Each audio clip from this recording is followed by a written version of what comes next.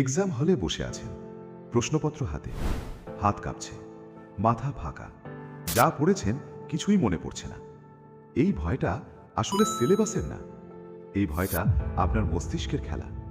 আজ আমি আপনাকে এমন একটা সাইকোলজি মেথড শেখাবো যেটা ব্যবহার করলে এক্সাম হলে আপনার ব্রেইন ফ্রিজ হবে না। প্রথমে একটা সত্য কথা বলি, এক্সামের ভয় মানে আপনি দুর্বল না, এক্সামের ভয় মানে আপনার ব্রেইন সার্ভাইভাল মোডে চলে গেছে।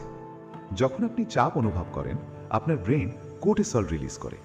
কোর্টিসল বেশি হলে হাত কাঁপে, হৃদস্পন্দন বাড়ে, মাথা ফাঁকা লাগে, সহজ প্রশ্ন কঠিন মনে হয়।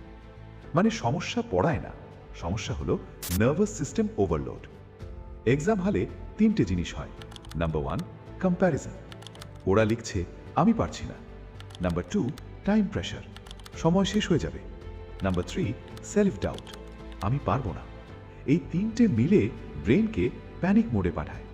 প্যানিক হলে ব্রেন লজিক বন্ধ করে দেয়, ইমোশন কন্ট্রোল নেয়।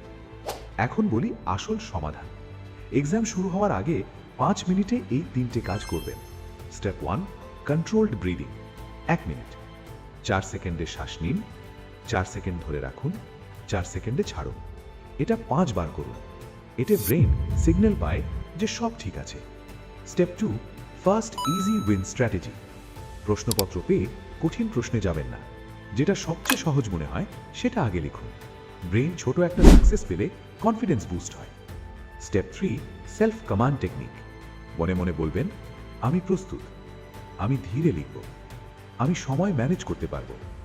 ব্রেন আপনি যা রিপিট করেন সেটাই বিশ্বাস করে। এক্সাম 3 ঘন্টার হলে প্রথম 10 মিনিট শুধু প্ল্যান।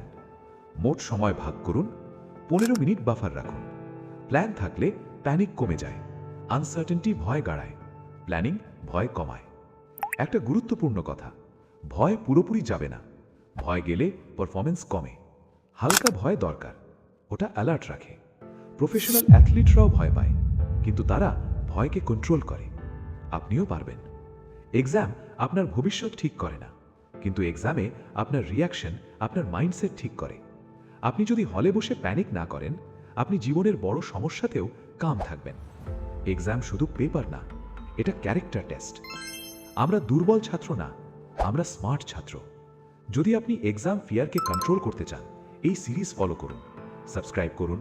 আমরা পড়াশোনা আর মাইন্ডসেট দুটোই শিখব।